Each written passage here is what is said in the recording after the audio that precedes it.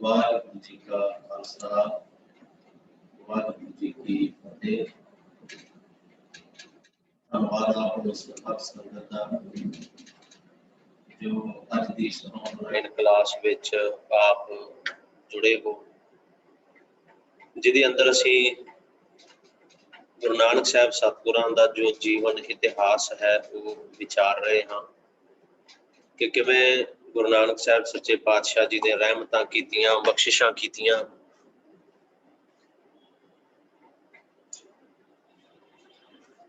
किवें गुरु साहब दे कोल सिख आउंदे गए, सिखां दे उपर भी किरपा हुई। आपां कल विचारिया कि भाई भगीरथ ते भाई मनसुख किवें पहला भगीरथ जिहड़ा मसीहा दा रहण वाला सी गुरु साहब दे चरनी लगा, उपरंत भाई मनसुख भाई भगीरथ दे द्वारा गुरु साहब दे चरनां विच आके जुड़िया। बड़ा उपदेश मेरे पातशाह ने बख्शिया। भाई मनसुख भी बड़ी बाणी कंठ करके बड़े गुरु साहब दे शब्द लिख के लाहौर चला गया। भाई भगीरथ नूं भी गुरु साहब ने आख्या कि किरत करो, अपनी नाल परमात्मा दी बंदगी करो, ते उन्हां नूं भी साहब सच्चे पातशाह जी ने वापस अपने नगर भेज दिता। इधर भाई साहब जी भाई वीर सिंह जी गुरु साहब दे नित दी जो किरिया है उहदे बारे दस रहे ने कि किवें सच्चे पातशाह परमात्मा दी बंदगी कर रहे ने, दिन रात उहदी याद विच जुड़ रहे ने। इस तो अगला प्रसंग जोड़ा है इतिहास जिहड़ा वो आपां अज आरंभ करांगे। सो सब तो पहला आप जी करो गुरु फतेह दी सांझ। वाहिगुरू जी का खालसा वाहिगुरू जी की फतेह। भाई साहब जी नित दी किरिया जिहड़ी है वो दस रहे ने कि आप काम काज करन, घर बारी सदाउण, पर क्रिस्त उदास दा नवां रस्ता इत्थे रहिंदियां बन दिता। भावें मेरे साहब सच्चे बादशाह बैठदे ने नाल कहंदे भी वो घर बारी भी सदाउंदे ने, भी घर वाले जिन्हां नूं असीं कह दिंदे आ परिवार वाले सदाउंदे ने, पर इत्थे गुरु साहब ने क्रिस्त दे विच उदास रहण दा जिहड़ा नवां मार्ग है वो चलाया। गुरु साहब दी वरतन जिहड़ी वो जगत नाल बड़ी साफ सोहणी है, पर हिरदे इस वल्लों सहज भाव दी उदासी सी।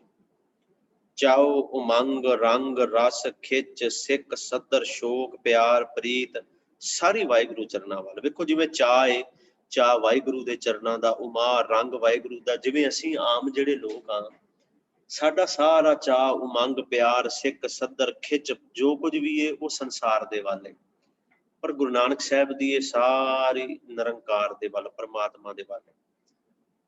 कहंदे रात दा पहला ते पिछला पैर हरी जस दे कीर्तन ते ध्यान मगनता दे विच लंघदा है।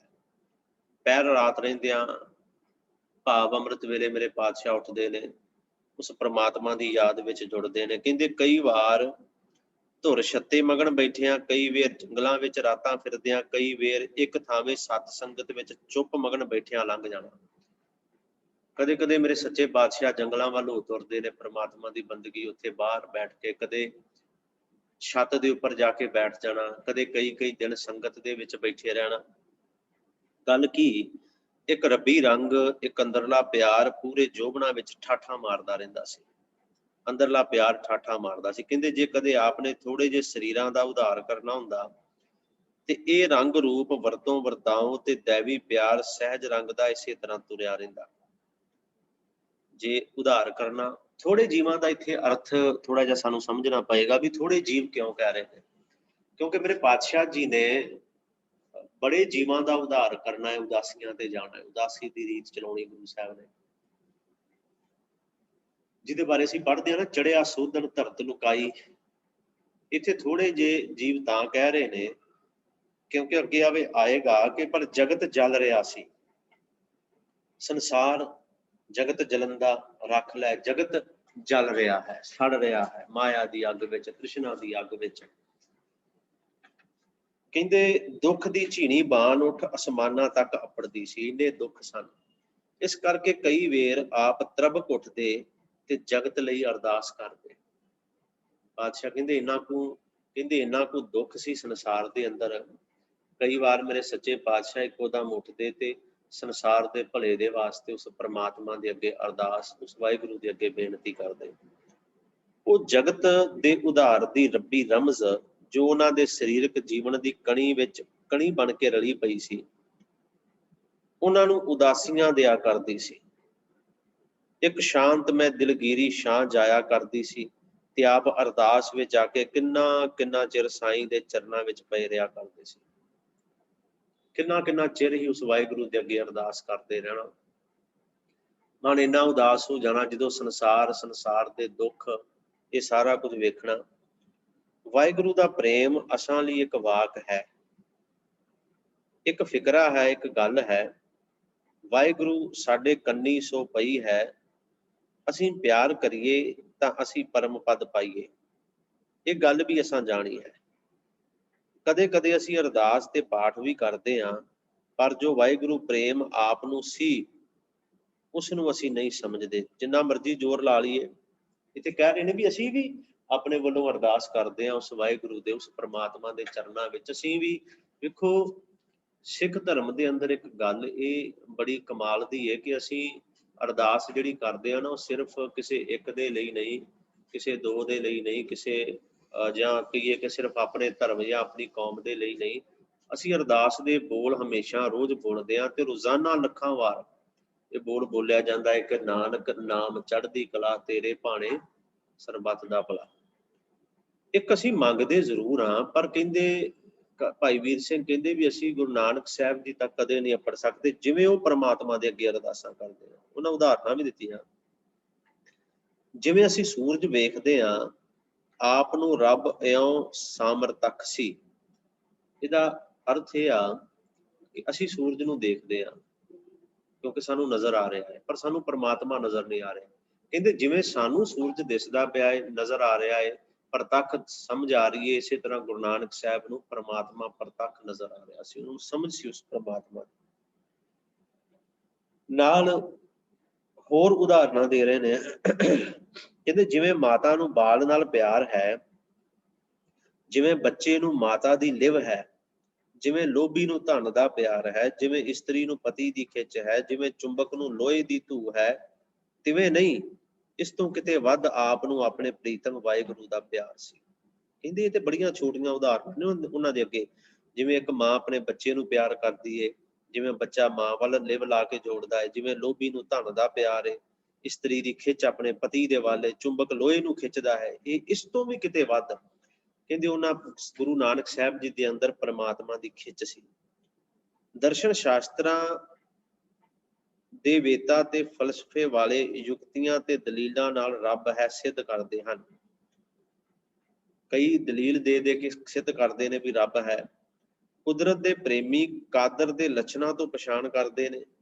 ਜੋਗੀ ਜਨ ਧਿਆਨ ਟਿਕਾ ਕੇ ਇਕਾਗਰਤਾ ਵਿੱਚ ਉਸਦਾ ਪ੍ਰਭਾਵ ਅਨੁਭਵ ਕਰਨ ਦਾ ਯਤਨ ਲਾਉਂਦੇ ਹਨ। ਭਗਤ ਜਨ ਆਪਣੇ ਆਪ ਵਿੱਚ ਭਗਤੀ ਭਾਵ ਪੈਦਾ ਕਰਕੇ ਜਸ ਗਾਉਂਦੇ ਨੇ। ਜੋ ਜਸ ਗਾਉਂਦਿਆਂ ਰਸ ਉਪਜੇ ਤੇ ਦਾਤਾ ਮਿਲੇ। ਪਰ ਇਹ ਕੁਝ ਹੋਰ ਉਦਾਹਰਨਾਂ ਦੇ ਕੇ ਕਹਿੰਦੇ ਗੁਰੂ ਨਾਨਕ ਦੇਵ ਜੀ ਵਾਹਿਗੁਰੂ ਨੂੰ ਸਾਮਰਥਕ ਦੇਖਦੇ ਸੀ। ਉਹਨਾਂ ਨੂੰ ਰੱਬ ਇੱਕ ਲੁਕੀ ਹੋਈ ਪਰ ਜਾਣਨੇ ਯੋਗ ਗੱਲ ਨਹੀਂ ਸੀ। ਰੱਬ ਹੈ, ਨਿਰਾ ਮੰਨ ਲੈਣ ਵਾਲਾ ਰੰਗ ਨਹੀਂ ਸੀ ਉਹਨਾਂ। ਕਹਿਣ ਦਾ ਭਾਵ ਇਹ ਆ, ਜੋਗੀ ਖੋਜਦੇ ਨੇ, ਕੁਦਰਤ ਦੇ ਪ੍ਰੇਮੀ ਉਹਨੂੰ ਲੱਭਦੇ ਨੇ ਕੁਦਰਤ ਦੇ ਵਿੱਚੋਂ। ਜੋਗੀ ਧਿਆਨ ਲਾ ਕੇ ਸਿੱਧ ਸਿੱਧੀਆਂ ਦੇ ਨਾਲ, ਕਈ ਯੁਕਤੀਆਂ ਦੇ ਨਾਲ ਰੱਬ ਨੂੰ ਲੱਭਦੇ ਨੇ। ਪਰ ਕਹਿੰਦੇ ਗੁਰੂ ਨਾਨਕ ਸਾਹਿਬ ਨੂੰ ਰੱਬ ਲੱਭਣ ਦੀ ਲੋੜ ਨਹੀਂ ਸੀ। ਉਹ ਤੇ ਸੂਰਜ ਜਿਵੇਂ ਸਭ ਨੂੰ ਨਜ਼ਰ ਆ ਰਿਹਾ ਹੈ ਨਾ, ਪ੍ਰਤੱਖ ਦਿਸ ਰਿਹਾ, ਇਸ ਤਰ੍ਹਾਂ ਪ੍ਰਮਾਤਮਾ ਦੇ ਨਾਲ ਉਹਨਾਂ ਦੀ ਸਾਂਝ ਸੀ। ਇੱਕ ਅਹਿਲ ਅਡਿੱਗ, ਇੱਕ ਸੱਚ ਸਾਮਰਥਕ ਸੱਚ, ਇੱਕ ਪ੍ਰਤੱਖ ਦਰਸ਼ਨ ਸੀ ਤੇ ਉਸਦੇ ਨਾਲ ਅਮਿਤ ਪਿਆਰ ਸੀ ਗੁਰੂ ਨਾਨਕ ਸਾਹਿਬ ਦਾ। ਇਸ ਤਰ੍ਹਾਂ ਦਾ ਸੀ ਪਿਆਰ ਕਿ ਪ੍ਰਮਾਤਮਾ ਤੋਂ ਬਿਨਾਂ ਰਹਿਣਾ ਉਹਨਾਂ ਦਾ ਸੰਭਵ ਹੀ ਨਹੀਂ ਸੀ। ਉਹਨਾਂ ਦਾ ਅਸਲੀ ਰੰਗ, ਅੰਦਰਲੇ ਦਾ ਅਸਲੀ ਲਗਾਓ ਵਾਹਿਗੁਰੂ ਪ੍ਰੇਮ ਸੀ, ਪ੍ਰਮਾਤਮਾ ਦਾ ਪ੍ਰੇਮ। ਹੋਰ ਜੋ ਕੁਛ ਉਹ ਕਰਦੇ ਉਹ ਓਪਰਾ ਸੀ। ਓਪਰਾ ਕੰਮ ਓਪਰੇ ਦਿਲੋਂ ਅਪਰਾਧ ਨਾਲ ਹੀ ਨਿਭ ਜਾਂਦਾ ਸੀ, ਕਿਉਂਕਿ ਅੰਦਰਲੀ ਦਿਵਯ ਸ਼ਕਤੀ ਵਾਲੇ ਦੀ ਕਹਿਣ ਦਾ ਭਾਵ ਇਹ ਆ ਕਿ ਜੋ ਪ੍ਰਮਾਤਮਾ ਦੀ ਬੰਦਗੀ, ਪ੍ਰਮਾਤਮਾ ਦੀ ਲਿਵ ਤੋਂ ਬਿਨਾਂ ਜੋ ਕੁਝ ਵੀ ਉਹ ਕਰਦੇ, ਜਿਵੇਂ ਉੱਪਰਲਾ ਕੰਮ ਹੁੰਦਾ ਹੈ ਨਾ, ਬਿਲਕੁਲ ਇਸੇ ਤਰ੍ਹਾਂ ਹੋ ਰਿਹਾ ਸੀ। ਉਹ ਇਸੇ ਤਰ੍ਹਾਂ ਹੀ ਕਰਦੇ ਸੀ। ਭਾਈ ਸਾਹਿਬ ਜੀ ਕਹਿੰਦੇ ਦਿਨ ਇਸੇ ਤਰ੍ਹਾਂ ਲੰਘਦੇ ਗਏ, ਇਸੇ ਤਰ੍ਹਾਂ ਜਿਹੜਾ ਸਮਾਂ ਹੈ ਉਹ ਨਿਕਲਦਾ ਗਿਆ। ਇੱਕ ਦਿਨ ਪਹਿਰ ਰਾਤ ਰਹਿੰਦੀ ਆਪ ਵੇਈ ਨੂੰ ਤੁਰ ਪਏ। ਪ੍ਰਮਾਤਮਾ ਦੀ ਯਾਦ ਵਿੱਚ ਰਹਿੰਦੇ ਸਨ। ਪਹਿਰ ਰਾਤ ਦਾ ਅਰਥ ਹੈ ਅੰਮ੍ਰਿਤ ਵੇਲਾ ਅਜੇ ਨਹੀਂ ਹੋਇਆ। ਵਾਹਿਗੁਰੂ, ਅੰਮ੍ਰਿਤ ਵੇਲੇ ਦਾ ਸਮਾਂ ਮੇਰੇ ਪਾਤਸ਼ਾਹ ਉੱਠ ਕੇ ਤੇ ਵੇਈ ਵੱਲ ਗਏ। ਵੇਈ ਦੇ ਕਿਨਾਰੇ ਤੇ ਜਿਨ੍ਹਾਂ ਨੇ ਆਪ ਜੀ ਨੇ ਸੁਲਤਾਨਪੁਰ ਲੋਧੀ ਦੇ ਦਰਸ਼ਨ ਦੀਦਾਰ ਕੀਤੇ ਨੇ, ਉਹਨਾਂ ਨੇ ਉਹ ਗੁਰਦੁਆਰਾ ਸਾਹਿਬ ਵੀ ਵੇਖਿਆ, ਬੇਰ ਸਾਹਿਬ, ਜਿੱਥੇ ਮੇਰੇ ਪਾਤਸ਼ਾਹ ਬੈਠਦੇ ਸਨ। ਕਿਨਾਰੇ ਅੱਪੜ ਕੇ ਕੱਪੜੇ ਉਤਾਰੇ ਤੇ ਖਿਦਮਤਗਾਰ ਨੂੰ ਦਿੱਤੇ। ਖਿਦਮਤਗਾਰ ਦਾ ਮਤਲਬ ਹੈ ਮਰਦਾਨਾ। ਮਰਦਾਨੇ ਨੂੰ ਕੱਪੜੇ ਦਿੱਤੇ। ਆਪ ਦਰਿਆ ਵਿੱਚ ਵੜੇ। ਥੋੜਾ ਚਿਰ ਦਾਸ ਨੂੰ ਵੇਈ ਵਿੱਚ ਨਹਾਉਂਦੇ ਤੇ ਤਰਦੇ ਦਿਸੇ।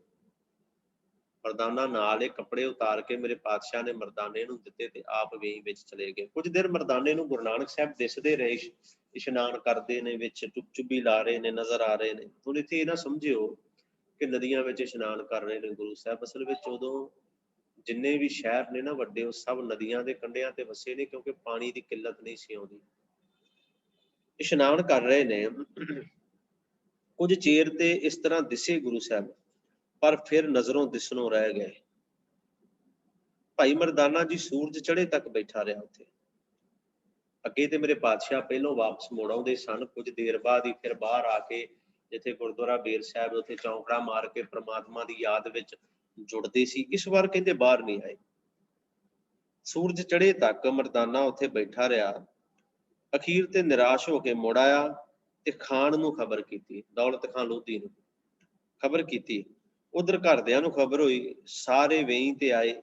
ਇਹਨੇ ਨੂੰ ਨਵਾਬ ਦੌਲਤ ਖਾਂ ਲੋਧੀ ਵੀ ਘੋੜੇ ਤੇ ਚੜ੍ਹ ਕੇ ਆਇਆ। ਰੌਲਾ ਪੈ ਗਿਆ ਸ਼ਹਿਰ ਦੇ ਅੰਦਰ, ਗੁਰੂ ਨਾਨਕ ਵੇਈ ਵਿੱਚ ਡੁੱਬ ਗਿਆ।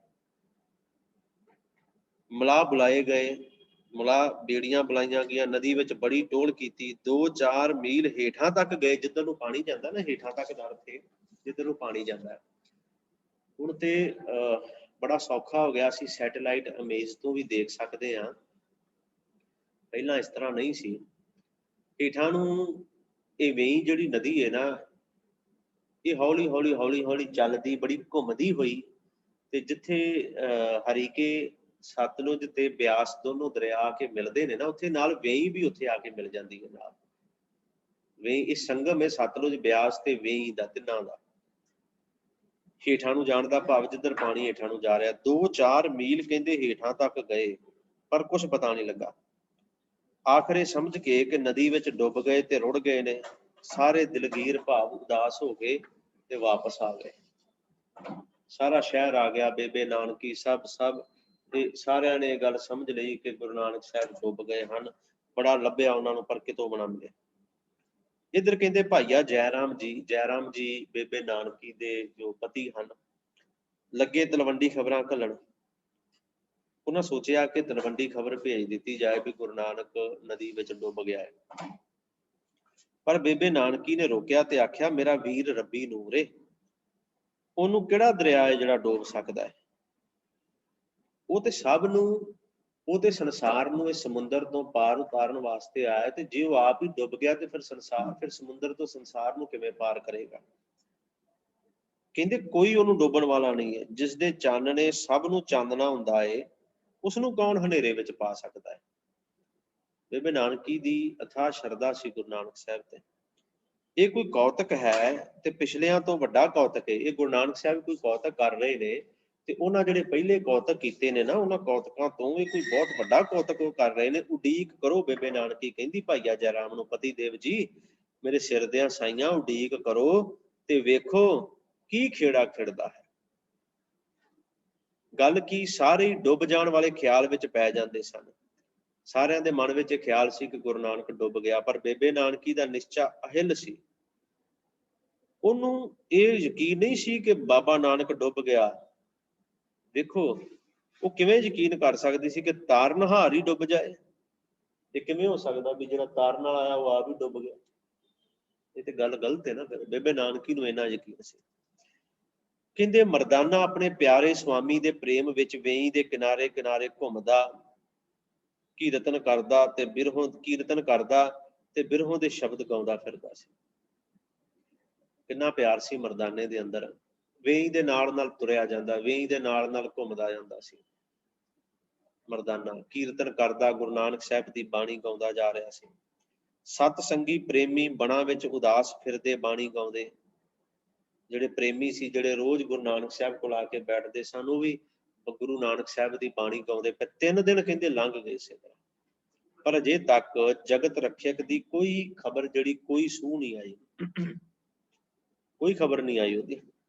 ਉਧਰ ਜੋ ਉਹਨਾਂ ਨਾਲ ਵਰਤੀ ਸੋ ਵਰਣਨ ਨਹੀਂ ਹੋ ਸਕਦੀ, ਕਿਉਂਕਿ ਉਧਰ ਜੋ ਗੁਰੂ ਨਾਨਕ ਸਾਹਿਬ ਨਾਲ ਹੋਇਆ, ਭਾਈ ਵੀਰ ਸਿੰਘ ਕਹਿੰਦੇ ਉਹਨੂੰ ਵਰਣਨ ਨਹੀਂ ਕੀਤਾ ਜਾ ਸਕਦਾ, ਕਿਉਂਕਿ 3 ਦਿਨ 3 ਦਰ ਤੇ 3, ਇਹ 3 ਦਿਨ ਉਹਨਾਂ ਦੇ ਉੱਥੇ ਲੰਘੇ ਜਿਸ ਨੂੰ ਅਸੀਂ ਦਿਨ ਨਹੀਂ ਕਹਿ ਸਕਦੇ, ਕਿਉਂਕਿ ਉੱਥੇ ਨਾ ਦੇਸ਼ ਹੈ ਨਾ ਕਾਲ। ਪਰਮਾਤਮਾ ਦੇ ਘਰ ਕੋਈ ਸਮਾਂ ਥੋੜੀ ਉੱਥੇ ਬੰਦਿਸ਼ ਵਿੱਚ, ਉੱਥੇ ਸਮੇਂ ਦੀ ਕੋਈ ਨਹੀਂ, ਉੱਥੇ ਸਮਾਂ ਹੈ ਹੀ ਨਹੀਂ ਪਰਮਾਤਮਾ ਦੇ ਘਰ ਦੇ ਅੰਦਰ।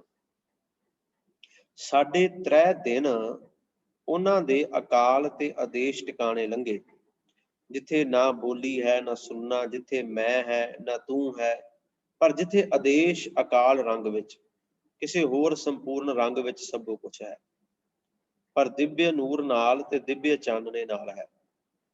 ਇੱਥੇ ਅਨੇਕਤਾ ਹੈ, ਰੂਪ ਹੈ, ਨਾਉ ਹੈ, ਉੱਥੇ ਏਕਤਾ ਹੈ। ਇੱਥੇ ਅਨੇਕਤਾ ਹੈ, ਉੱਥੇ ਪਰਮਾਤਮਾ ਦੇ ਘਰ ਵਿੱਚ ਏਕਤਾ ਹੈ। ਜੋ ਕੁਛ ਸੋ ਮੂਲ ਹੈ, ਉਸ ਦਾ ਨਾਉ ਰੂਪ ਰੰਗ ਕੁਛ ਕਿਹਾ ਨਹੀਂ ਜਾ ਸਕਦਾ। ਅਸੀਂ ਬਾਣੀ ਦੇ ਬਚਨ ਪੜ੍ਹਦੇ ਨਾ, ਰੂਪ ਨਾ ਰੇਖ ਨਾ ਰੰਗ ਕਿਛ, ਚੱਕਰ ਚਿਹਨ ਅਰ ਬਰਨ ਜਾਤ ਅਰ ਪਾਤ ਨਹਿਣ, ਜਿਹ ਰੂਪ ਰੰਗ ਅਰ ਰੇਖ ਭੇਖ ਕੋ ਕਹਿ ਨਾ ਸਕਤ ਕਿਹ, ਉਹਦਾ ਜ਼ਿਕਰ ਕਰ ਰਹੇ ਨੇ ਇੱਥੇ। ਉਸ ਅਕਾਲ ਪੁਰਖ ਦੇ ਕਹਿੰਦੇ ਘਰ ਗੁਰੂ ਨਾਨਕ ਸਾਹਿਬ ਰਹੇ। ਫਿਰ ਜੋ ਜਗਤ ਰੱਖਿਅਕ ਨਾਲ ਉੱਥੇ ਵਰਤੀ ਉਹ ਜਾਣੇ। ਭਾਈ ਵੀਰ ਸਿੰਘ ਕਹਿੰਦੇ ਉੱਥੇ ਗੁਰੂ ਨਾਨਕ ਸਾਹਿਬ ਨਾਲ ਜੋ ਕੁਝ ਹੋਇਆ ਪਰਮਾਤਮਾ ਦੇ ਘਰ ਉਹ ਜਾਣਦਾ ਹੈ, ਪਰ ਸਾਡੀ ਸਮਝ ਗੋਚਰਾ ਕਰਨ ਲਈ ਸਾਡੀ ਬੋਲੀ ਤੇ ਸਾਡੇ ਤਰੀਕੇ ਵਿੱਚ ਸਾਡੇ ਸਮਾਨ ਦੇ ਵਾਂਗੂ ਜੋ ਕਿਹਾ ਜਾ ਸਕਦਾ ਹੈ, ਸਤਿਗੁਰੂ ਜੀ ਨੇ ਆਪਣੇ ਮੁਖਾਰਬਿੰਦ ਤੇ ਦੱਸਿਆ ਹੈ। ਥੋੜਾ ਧਿਆਨ ਨਾਲ ਸਮਝੀਏ ਇਸ ਗੱਲ ਨੂੰ। ਭਾਈ ਸਾਹਿਬ ਭਾਈ ਵੀਰ ਸਿੰਘ ਜੀ ਕਹਿੰਦੇ ਵੀ ਅਸੀਂ ਨਹੀਂ ਸਮਝ ਸਕਦੇ ਕਿ ਉਸ ਗੁਰੂ ਨਾਨਕ ਸਾਹਿਬ ਦੇ ਘਰ ਵਿੱਚ ਕੀ ਕੁਝ ਹੋਇਆ, ਵਾਹਿਗੁਰੂ ਪਰਮਾਤਮਾ ਦੇ ਘਰ ਵਿੱਚ ਗੁਰੂ ਨਾਨਕ ਸਾਹਿਬ ਨਾਲ ਕੀ ਕੁਝ ਹੋਇਆ, ਕੀ ਵਾਪਰਿਆ, ਕੀ ਗੱਲਬਾਤ ਹੋਈ, ਪਰ ਕਹਿੰਦੇ ਗੁਰੂ ਨਾਨਕ ਸਾਹਿਬ ਦਾ ਇੱਕ ਜਿਹੜਾ ਸ਼ਬਦ ਹੈ ਨਾ, ਉਹਦੇ ਨਾਲ ਸਮਝਿਆ ਜਾ ਸਕਦਾ ਹੈ। ਹਉ ਢਾਡੀ ਵੇਕਾਰ ਕਾਰੈ ਲਾਇਆ, ਰਾਤ ਦੇਹ ਕੈ ਵਾਰ ਧੁਰੋਂ ਫਰਮਾਇਆ, ਢਾਡੀ ਸੱਚੈ ਮਹਿਲ ਖਸਮ ਬੁਲਾਇਆ, ਸੱਚੀ ਸਿਫਤ ਸਾਲਾਹ ਕਪੜਾ ਪਾਇਆ, ਸੱਚਾ ਅੰਮ੍ਰਿਤ ਨਾਮ ਭੋਜਨ ਆਇਆ, ਗੁਰਮਤੀ ਖਾਧਾ ਰੱਜ ਤਿਨ ਸ਼ੋਭਾ ਪਾਇਆ, ਢਾਡੀ ਕਰੇ ਪਸਾਓ ਸ਼ਬਦ ਵਜਾਇਆ, ਨਾਨਕ ਸੱਚ ਸਾਲਾਹ ਪੂਰਾ ਪਾਇਆ। ਇਹ ਮਾਝ ਰਾਗ ਦੀ ਵਾਰ ਹੈ, ਗੁਰੂ ਨਾਨਕ ਸਾਹਿਬ ਸੱਚੇ ਪਾਤਸ਼ਾਹ ਜੀ ਦੀ ਇਹ ਪੌੜੀ ਹੈ। ਹਉ ਢਾਡੀ ਬੇਕਾਰ, ਮੈਂ ਢਾਡੀ ਉਹਦੀ ਸਿਫਤ ਸਲਾਹ ਕਰਨ ਵਾਲਾ, ਉਹਨੇ ਮੈਨੂੰ ਕਾਰੇ ਲਾ ਦਿੱਤਾ, ਕੰਮ ਲਾ ਦਿੱਤਾ। ਇਹ ਸ਼ਬਦ ਕਹਿੰਦੇ ਵੀ ਇਹਦੇ ਤੋਂ ਸਾਨੂੰ ਸਮਝ ਆ ਸਕਦੀ ਹੈ। ਖੈਰ ਜਨਮ ਸਾਖੀ ਨੇ ਸਾਡੀ ਸਮਝ ਗੋਚਰਾ ਕਰਨ ਲਈ ਇਉਂ ਦੱਸਿਆ ਹੈ, ਜਨਮ ਸਾਖੀ ਵਿੱਚ ਜਿਹੜੇ ਬੋਲ ਨੇ ਕਿ ਅਰਸ਼ਾਂ ਤੋਂ ਕੋਈ ਨੂਰੀ ਆਏ ਤੇ ਗੁਰੂ ਜੀ ਦੇ ਆਤਮਾ ਨੂੰ ਵਾਹਿਗੁਰੂ ਦੇ ਦੇਸ਼ ਲੈ ਗਏ। ਜਿਤ ਦਰ ਦੇਵੀ ਦੇਵ ਅਵਤਾਰ ਪੀਰ ਪੈਗੰਬਰ ਖੜੇ ਸਿਰ ਝੁਕਾਉਂਦੇ ਹਨ, ਉਸ ਦਰਗਾਹੇ ਧੁਰ ਅੰਦਰ ਸੱਚੇ ਪੁਰਖ ਦੇ ਪਾਸ ਲੈ ਗਏ, ਜਿੱਥੇ ਬੜੇ ਦੇਵੀ ਦੇਵਤੇ ਜਿਹੜੇ ਉਹ ਸਿਰ ਝੁਕਾ ਕੇ ਖੜੇ ਹੁੰਦੇ ਨੇ। ਸੋ ਦਰ ਜਿਹੜਾ ਹੈ ਉਸ ਪਰਮਾਤਮਾ ਦਾ ਦਰ, ਜਿੱਥੇ ਸਭ ਖੜੇ ਨੇ। ਕਿਤੇ ਰਾਗ ਪਰੀ ਸਿਉ ਗਈਅਨ ਕਿਤੇ ਗਾਵਨ ਹਾਰੇ, ਕਈ ਨੇ ਉੱਥੇ ਜਿਹੜੇ ਖੜੇ। ਉਸ ਪਰਮਾਤਮਾ ਦੇ ਕਹਿੰਦੇ ਘਰ ਲੈ ਗਏ ਤਾਂ ਅੰਮ੍ਰਿਤ ਦਾ ਕਟੋਰਾ ਭਰ ਕਰ ਆ ਗਿਆ। ਵੇਖੋ ਇਹ ਮੈਂ ਫਿਰ ਬੇਨਤੀ ਕਰਾਂ, ਜਨਮ ਸਾਖੀ ਦੇ ਬੋਲ ਨੇ। ਕਹਿੰਦੇ ਪ੍ਰਮਾਤਮਾ ਦੇ ਘਰ ਗਏ ਤਾਂ ਅੰਮ੍ਰਿਤ ਦਾ ਕਟੋਰਾ ਭਰ ਕੇ ਆਗਿਆ ਨਾਲ ਮਿਲਿਆ, ਪ੍ਰਮਾਤਮਾ ਦੀ ਆਗਿਆ ਨਾਲ ਹੁਕਮ ਹੋਇਆ, ਨਾਨਕ ਇਹ ਅੰਮ੍ਰਿਤ ਮੇਰੇ ਨਾਮ ਕਾ ਪਿਆਲਾ ਹੈ, ਤੂੰ ਪੀ। ਤਬ ਗੁਰੂ ਨਾਨਕ ਤਸਲੀਮ ਕੀਤੀ, ਪਿਆਲਾ ਪੀਤਾ। ਇਹ ਉਸੇ ਤਰ੍ਹਾਂ ਹੀ ਬੋਲ ਨੇ ਜਿਵੇਂ ਜਨਮ ਸਾਖੀ ਵਿੱਚ ਲਿਖੇ ਨੇ। ਤਬ ਗੁਰੂ ਨਾਨਕ ਤਸਲੀਮ ਕੀਤੀ, ਪਿਆਲਾ ਪੀਤਾ, ਸਾਹਿਬ ਮਿਹਰਬਾਨ ਹੋਇਆ, ਨਾਨਕ ਮੈਂ ਤੇਰੇ ਨਾਲ ਹਾਂ।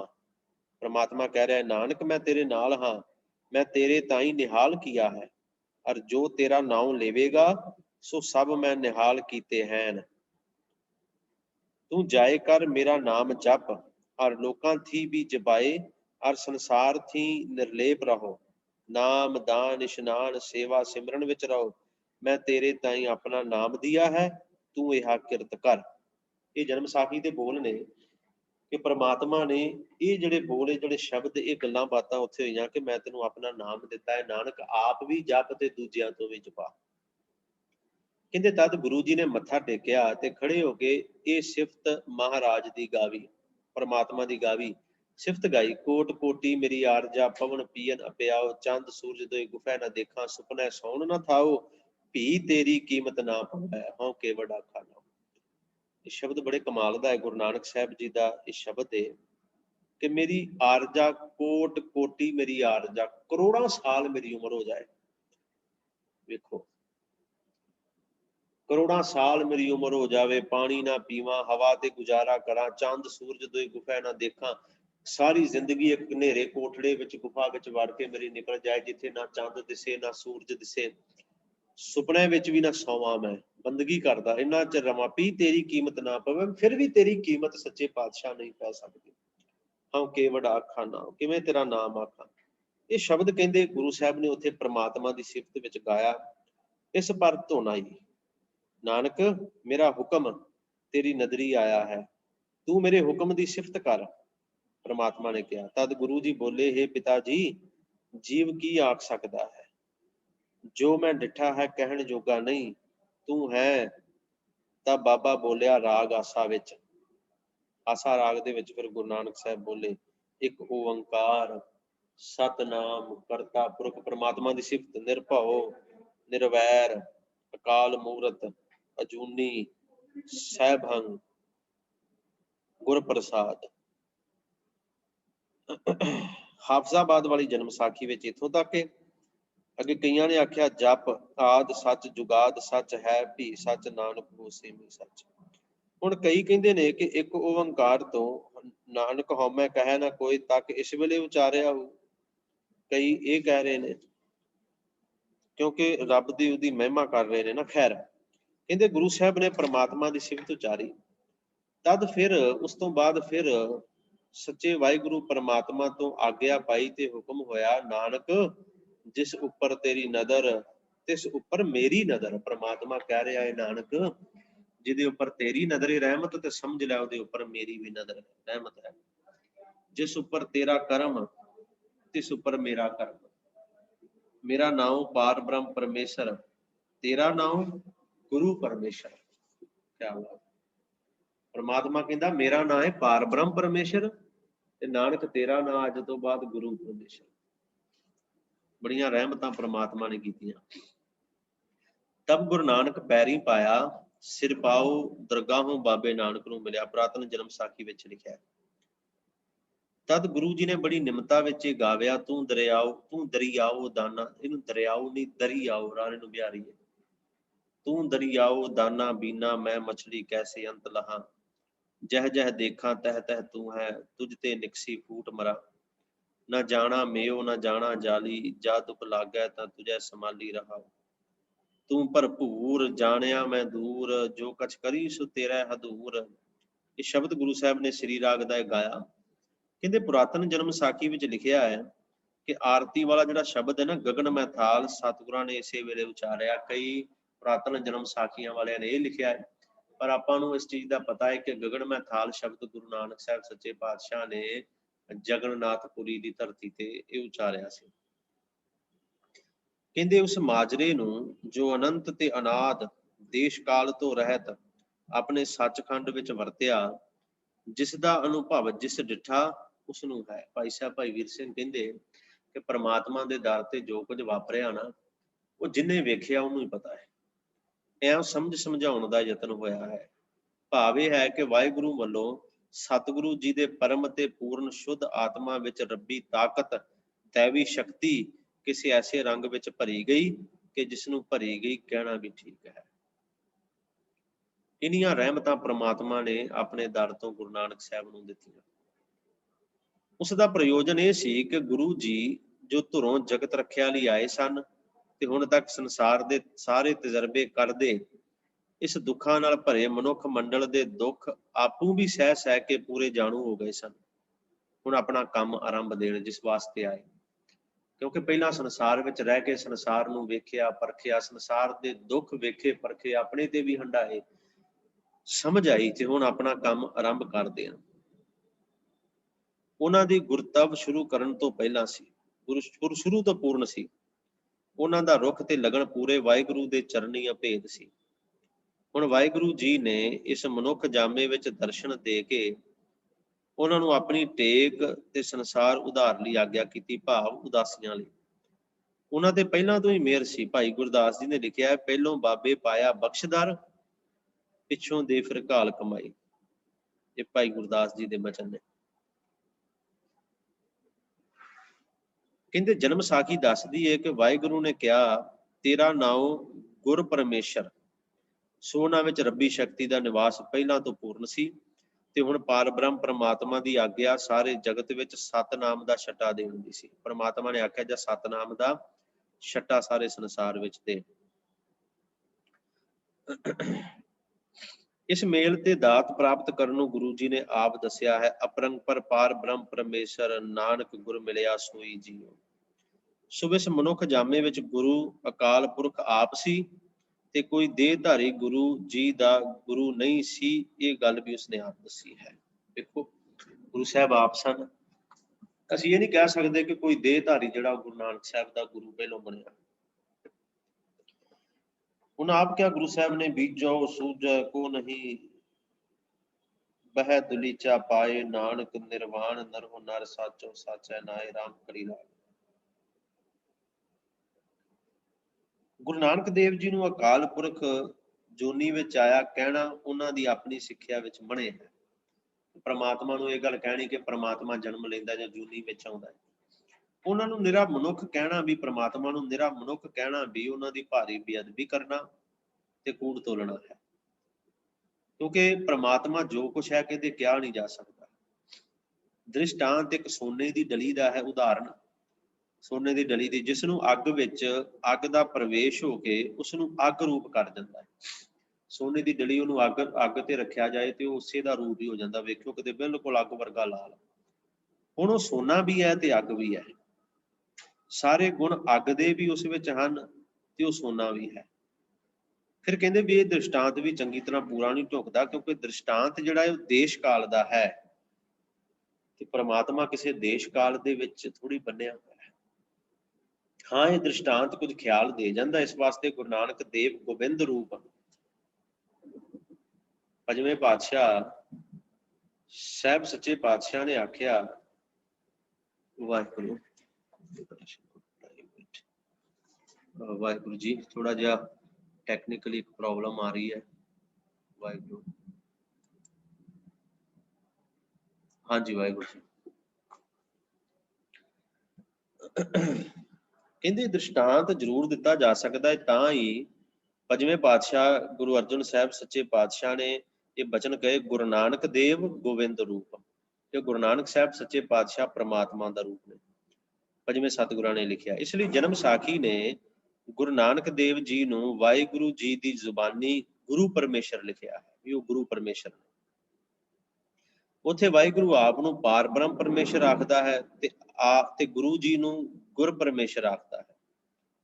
ਇਸੇ ਭੇਤ ਨੂੰ ਭੱਟਾਂ ਨੇ ਪ੍ਰਤੱਖ ਹਰ ਤੇ ਆਪ ਨਾਰਾਇਣ ਕਲਾ ਧਾਰ ਜਗ ਮਹਿ ਪਰਵਰਿਓ ਕਹਿ ਕੇ ਦਰਸਾਇਆ। ਭੱਟ ਸਾਹਿਬਾਨਾਂ ਨੇ ਆਖਿਆ ਹੈ, ਗੁਰੂ ਨਾਨਕ ਸਾਹਿਬ ਦੇ ਲਈ ਸ਼ਬਦ ਵਰਤੇ ਨੇ, ਆਪ ਨਾਰਾਇਣ ਕਲਾ ਧਾਰ ਜਗ ਮਹਿ ਪਰਵਰਿਓ।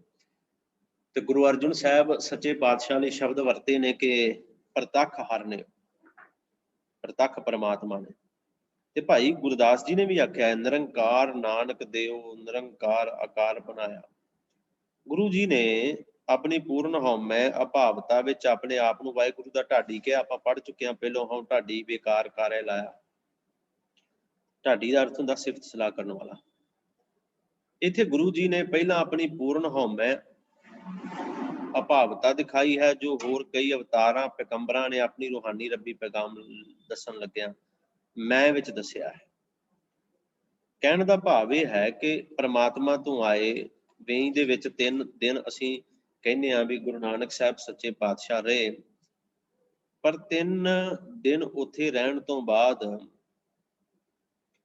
ਪਰਮਾਤਮਾ ਦੀ ਸਿਫਤ 3 ਦਿਨ ਤੇ ਅਸੀਂ ਸੰਸਾਰ ਦੇ ਤੌਰ ਤੇ ਦੇਖਦੇ ਹਾਂ ਨਾ, ਇੱਥੇ ਪਰਮਾਤਮਾ ਦੇ ਘਰ ਤੇ, ਕਿਉਂਕਿ ਉਹ ਉੱਥੇ ਉਹਦੇ ਪਰਮਾਤਮਾ ਤੇ ਕਾਲ ਦਾ ਵਸ ਨਹੀਂ ਹੈ, ਉਹਨੂੰ ਅਕਾਲ ਕਿਹਾ ਗਿਆ ਹੈ। ਕਾਲ ਸਮਾਂ, ਉੱਥੇ ਕੋਈ ਸਮਾਂ ਨਹੀਂ ਸੀ। ਇਹ ਤੇ ਇੱਥੋਂ ਦੇ ਹਿਸਾਬ ਨਾਲ ਅਸੀਂ 3 ਦਿਨ ਇਸ ਚੀਜ਼ ਨੂੰ ਵਿਚਾਰਿਆ ਹੈ। ਕਹਿੰਦੇ ਮੇਰੇ ਪਾਤਸ਼ਾਹ ਉਥੋਂ ਰਹਿਮਤਾਂ ਲੈ ਕੇ ਆਏ। ਕਹਿੰਦੇ ਹਾਂ ਜੀ, ਇਸ ਉਪਕਾਰ ਹਿਤ ਆਏ। ਪਰਮੇਸ਼ਰ ਰੂਪ ਗੁਰੂ ਨਾਨਕ ਦੇਵ ਜੀ ਨੇ ਹੁਣ ਸੱਚਖੰਡ ਤੋਂ ਮਾਤ ਲੋਕ ਵੱਲ ਰੁਖ ਕੀਤਾ। ਸੁਲਤਾਨਪੁਰੇ ਆਏ ਤੇ ਆਪਣੇ ਡੇਰੇ ਗਏ। ਕਹਿੰਦੇ ਡੇਰੇ ਦਾ ਆਪਣਾ ਸਾਰਾ ਮਾਲ ਮਤਾ ਉਹਨਾਂ ਨੇ ਲੁਟਾ ਦਿੱਤਾ। ਲੋਕੀ ਆਣ ਜੁੜੇ, ਖਾਣ ਵੀ ਸੁਣ ਕੇ ਆਇਆ, ਕਿਉਂਕਿ ਸਾਰੇ ਸਤਿਗੁਰੂ ਜੀ ਦੇ ਜੀਵਨ ਦੀ ਆਸ ਲਾ ਚੁੱਕੇ ਸੀ। 3 ਦਿਨ ਫਿਰ ਪਾਣੀ ਵਿੱਚੋਂ ਤਰ ਆਇਆ, ਸਮਝ ਕੇ ਸਾਰੇ ਹੈਰਾਨ ਹੋ ਗਏ। ਇਸ ਵੇਲੇ ਗੁਰੂ ਜੀ ਦਾ ਚਿਹਰਾ ਇੱਕ ਡਾਢੇ ਅਚਰਜ ਰੰਗ ਵਿੱਚ ਰਸਿਆ ਪਿਆ ਸੀ। ਖਾਨ ਨੇ ਪੁੱਛਿਆ, ਨਾਨਕ ਤੈਨੂੰ ਕੀ ਹੋਇਆ? ਪਰ ਗੁਰੂ ਜੀ ਬੋਲੇ ਕੁਝ ਨਹੀਂ। ਲੋਕਾਂ ਕਿਹਾ, ਦੇਖੋ ਚਿਹਰਾ ਕੈਸਾ ਦਮਕਦਾ ਹੈ, ਬੋਲਦਾ ਕੁਝ, ਕੁਸਕਦਾ ਨਹੀਂ ਤੇ ਮਾਲ ਲੁਟਾਈ ਜਾਂਦਾ ਹੈ। ਇਸਨੇ ਦਰਿਆ ਵਿੱਚ ਕੋਈ ਚੋਟ ਖਾਧੀ ਹੈ। ਲੋਕ ਕਹਿਣ ਵੀ ਕਿਤੇ ਸਿਰ ਵੱਜਾ ਹੋਏਗਾ ਕਿਸੇ ਪੱਥਰ ਦੇ ਨਾਲ, ਦਰਿਆ ਵਿੱਚ ਕੋਈ ਚੋਟ ਖਾਧੀ ਹੋਏਗੀ ਨਾਨਕ ਨੇ। ਜਦ ਗੁਰੂ ਜੀ ਕੂਏ ਸਹੇ ਨਾ ਤਾਂ ਬੋਲੇ ਨਹੀਂ ਤੇ ਨਵਾਬ ਦਿਲਗੀਰ ਹੋ ਕੇ ਟੁਰ ਪਿਆ। ਇਧਰ ਗੁਰੂ ਜੀ ਨੇ ਤਨ ਦੇ ਕਸਾਫੇ ਬਿਨਾਂ ਸਭ ਕੁਝ ਲੁਟਾ ਦਿੱਤਾ ਤੇ ਉਜਾੜ ਜਾ ਕੇ ਡੇਰਾ ਲਾਇਆ। ਪਰ ਮਰਦਾਨਾ ਰਬਾਬ ਲੈ ਕੇ ਪਾਸ ਬੈਠਾ ਰਿਹਾ। ਕਈ ਇਤਿਹਾਸਕਾਰਾਂ ਨੇ ਆਖਿਆ ਕਿ ਇਹ ਵੀ ਹੋ ਸਕਦਾ ਹੈ ਕਿ ਜਿਹੜਾ ਸ਼੍ਰੀ ਰਾਗ ਦਾ ਪਹਿਲਾ ਸ਼ਬਦ ਹੈ, ਮੋਤੀ ਤਮੰਦਰ ਉਸਰੇ ਰਤਨੀ ਤਾਂ ਹੋਏ ਜੜਾਓ, ਕਸਤੂਰ ਕੁੰਗੂ ਵਗਰ ਚੰਦਨ ਲੀ ਪਾਵੈ ਚਾਓ, ਮਤ ਦੇਖ ਭੂਲਾ ਵੀਸਰੈ ਤੇਰਾ ਚਿਤ ਨਾ ਆਵੈ ਨਾਉ। ਇਹ ਕਹਿੰਦੇ ਨੇ ਸ਼ਬਦ ਇੱਥੇ ਸਾਹਿਬ ਸੱਚੇ ਪਾਤਸ਼ਾਹ ਨੇ ਗਾਇਆ। ਮਰਦਾਨਾ ਆ ਕੇ ਬੈਠਾ, ਹੋਰ ਪ੍ਰੇਮੀ ਵੀ ਜਾ ਬੈਠੇ, ਦੂਜੇ ਮਤਾਂ ਦੇ ਸਾਧੂ ਵੀ ਆ ਗਏ, ਪਰ ਆਪ 8 ਪੈਰ ਕੁਝ ਨਾ ਬੋਲੇ, ਕੁਝ ਨਹੀਂ ਬੋਲੇ। ਘਰ ਦੇ ਵੀ ਆਏ, ਸਭ ਦੇਖ ਕੇ ਮੁੜ ਗਏ, ਬੋਲੇ ਨਹੀਂ। ਚਿਹਰਾ ਇੱਕ ਚਿਹਰਾ ਨੂਰ ਨਾਲ ਭਰਿਆ ਸੀ ਤੇ ਨੈਣਾ ਨੇਤਰਾਂ ਚੋਂ ਮਾਨੋ, ਕਹਿੰਦੇ ਗੁਰੂ ਨਾਨਕ ਸਾਹਿਬ ਦੀਆਂ ਅੱਖਾਂ ਚੋਂ ਮਾਨੋ ਕੁਝ ਵਰਸਦਾ ਪਿਆ ਸੀ। ਰਹਿਮਤਾਂ ਦੀ ਬਰਸਾਤ ਹੋ ਰਹੀ ਸੀ ਗੁਰੂ ਨਾਨਕ ਸਾਹਿਬ ਦੇ। ਇੰਨੀਆਂ ਬਖਸ਼ਿਸ਼ਾਂ, ਇੰਨੀਆਂ ਰਹਿਮਤਾਂ, ਜਾਂ ਦੂਜੇ ਸ਼ਬਦਾਂ ਵਿੱਚ ਕਹੀਏ ਕਿ ਮੇਰੇ ਸਾਹਿਬ ਸੱਚੇ ਪਾਤਸ਼ਾਹ ਬੜੀਆਂ ਰਹਿਮਤਾਂ, ਬੜੀਆਂ ਬਖਸ਼ਿਸ਼ਾਂ ਲੈ ਕੇ ਉਸ ਪਰਮਾਤਮਾ ਦੇ ਘਰੋਂ ਆਏ। ਹੁਣ ਉਹ ਰਹਿਮਤਾਂ ਇੱਥੇ ਲੁਟਾਉਣੀਆਂ ਨੇ। 3 ਦਿਨ ਬਾਅਦ ਮੁੜੇ ਨੇ। ਸਭ ਨੇ ਕਿਹਾ ਸੀ ਕਿ ਨਾਨਕ ਖਤਮ ਹੋ ਗਿਆ, ਨਾਨਕ ਰੁੜ ਗਿਆ ਪਾਣੀ ਦੇ ਵਿੱਚ। ਪਰ ਕਿੰਨੀਆਂ ਉਸ ਗੁਰੂ ਦੀਆਂ, ਉਸ ਵਾਹਿਗੁਰੂ ਪਰਮਾਤਮਾ ਦੀਆਂ ਰਹਿਮਤਾਂ ਹੁਣ ਆਏ ਨੇ, ਸਭ ਕੁਝ ਲੁਟਾ ਦਿੱਤਾ। ਬਾਹਰ ਬੀਆਬਾਨ ਵਿੱਚ ਜਾ ਕੇ ਬੈਠ ਗਏ। ਮਰਦਾਨਾ ਰਬਾਬ ਵਜਾ ਰਿਹਾ ਹੈ, ਕੀਰਤਨ ਕਰ ਰਿਹਾ ਮਰਦਾਨਾ। ਮੋਤੀ ਤਮੰਦਰ ਉਸਰੇ ਰਤਨੀ ਤਾਂ ਹੋਏ ਜੜਾਓ, ਸ਼ਬਦ ਪਾਵਨ ਗਾਇਆ ਜਾ ਰਿਹਾ। ਹੋਰ ਮਤਾਂਤਰਾਂ ਦੇ ਸਾਧੂ ਵੀ ਆ ਕੇ ਬੈਠ ਗਏ। ਇੱਥੇ ਹੁਣ ਗੁਰੂ ਨਾਨਕ ਸਾਹਿਬ ਮੇਰੇ ਪਾਤਸ਼ਾਹ ਇੱਕ ਬੜਾ ਵੱਡਾ ਕੌਤਕ ਵਰਤਾਉਣਗੇ ਇੱਥੇ, ਕਿਉਂਕਿ ਜਦੋਂ ਵੇਈ ਤੋਂ ਬਾਹਰ ਨਿਕਲੇ ਸਨ ਨਾ ਮੇਰੇ ਪਾਤਸ਼ਾਹ, ਹੋਰ ਕੁਝ ਨਹੀਂ ਬੋਲੇ, ਬਸ ਇੱਕੋ ਹੀ ਲਫ਼ਜ਼ ਉਹਨਾਂ ਦੇ ਮੂੰਹ ਵਿੱਚ ਸੀ, ਨਾ ਕੋ ਹਿੰਦੂ ਨਾ ਮੁਸਲਮਾਨ। ਇੱਕੋ ਲਫ਼ਜ਼ ਸੀ ਉਹਨਾਂ ਦੇ ਮੂੰਹ ਵਿੱਚ ਕਿ ਨਾ ਕੋਈ ਹਿੰਦੂ ਹੈ, ਨਾ ਕੋਈ ਮੁਸਲਮਾਨ ਹੈ, ਕੋਈ ਨਹੀਂ। ਹੁਣ ਜਾਣਗੇ ਮਸਜਿਦ ਦੇ ਅੰਦਰ, ਮਸੀਤ ਵਿੱਚ, ਨਵਾਬ ਦੌਲਤ ਖਾਂ ਲੋਧੀ ਵੀ ਨਾਲ ਜਾਏਗਾ, ਕਾਜ਼ੀ ਵੀ ਨਾਲ ਹੋਏਗਾ, ਸਾਰਾ ਸ਼ਹਿਰ ਮਗਰ ਜਾਏਗਾ ਮਸੀਤ ਵਿੱਚ। ਕੀ ਕੁਝ ਵਾਪਰਦਾ ਹੈ, ਕਿਉਂਕਿ ਰੌਲਾ ਪੈਣਾ ਹੈ ਹੁਣ ਕਿ ਗੁਰੂ ਨਾਨਕ ਮੁਸਲਮਾਨ ਬਣਨ ਦੇ ਵਾਸਤੇ ਜਾ ਰਿਹਾ, ਇਸ ਗੱਲ ਦਾ ਰੌਲਾ ਪਏਗਾ। ਪਰ ਕੀ ਕੁਝ ਅੱਗੇ ਵਾਪਰਦਾ ਹੈ, ਇਹ ਆਪਾਂ ਜੋ ਕੱਲ ਦਾ ਇਤਿਹਾਸ ਹੈ, ਕੱਲ ਦਾ ਜੋ ਪ੍ਰਸੰਗ ਹੈ, ਉਹਦੇ ਅੰਦਰ ਆਪਾਂ ਵਿਚਾਰਨਾ ਹੈ। ਅੱਜ ਇੰਨੀਆਂ ਕੁ ਵਿਚਾਰਾਂ ਆਪ ਜੀ ਨੇ ਪ੍ਰਵਾਨ ਕਰਨੀਆਂ ਜੀ, ਕਿਉਂਕਿ ਇਤਿਹਾਸ ਹੈ, ਕਠਿਨ ਹੈ। ਹਰ ਇਤਿਹਾਸਕਾਰ ਨੇ ਇਤਿਹਾਸ ਨੂੰ ਆਪਣੇ ਨਜ਼ਰੀਏ ਨਾਲ ਵੇਖਿਆ ਤੇ ਆਪਣੇ ਤਰੀਕੇ ਨਾਲ ਇਤਿਹਾਸ ਨੂੰ ਲਿਖਿਆ ਹੈ। ਸੋ ਜਿਵੇਂ ਭਾਈ ਸਾਹਿਬ ਭਾਈ ਵੀਰ ਸਿੰਘ ਜੀ ਨੇ ਲਿਖਿਆ, ਉਸੇ ਅਨੁਸਾਰ ਆਪਾਂ ਜੋ ਇਸ ਇਤਿਹਾਸ ਨੂੰ ਵਿਚਾਰ ਰਹੇ ਹਾਂ। ਬਾਕੀ ਹੁਣ ਜੋ ਹੈ ਉਹ ਕੱਲ ਨੂੰ ਵਿਚਾਰਾਂਗੇ। ਸੋ ਅੱਜ ਇੰਨੀਆਂ ਕੁ ਬੇਨਤੀਆਂ ਪ੍ਰਵਾਨ, ਬੇਅੰਤ ਭੁੱਲਾਂ ਦੀ ਖਿਮਾ ਕਰੋ, ਗੁਰਫਤਿਹ ਦੀ ਸਾਂਝ। ਵਾਹਿਗੁਰੂ ਜੀ ਕਾ ਖਾਲਸਾ, ਵਾਹਿਗੁਰੂ ਜੀ ਕੀ ਫਤਿਹ।